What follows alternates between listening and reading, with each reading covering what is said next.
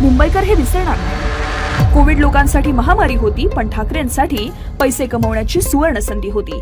उद्धव ठाकरे मुख्यमंत्री असताना कोविडच्या नावाखाली मुंबईत तब्बल 12,000 कोटींचा भ्रष्टाचार झाला। पीकेसी, मुलुंड, दहिसर, वरळी, नेस्को, भायखळा, जिथे माणसं वाचवायची होती तिथे जम्बो कोविड सेंटरच्या नावाखाली लूट झाली। जिवंत माणसं आकडे बनली आणि मेलेले पैसे कमवण्याचं साधन। मृतदेह झाकण्यासाठीच्या कव्हरची 6,700 रुपयांना 5 पट भावाने खरेदी केली गेली। कमिशनसाठी त्यांनी कफनही सोडलं नाही। मास्क, सॅनिटायझर, फेस शिल्ड, रुग्णांच्या जेवणांपासून सगळीकडे अधिक दर, सगळीकडे भ्रष्टाचार केला।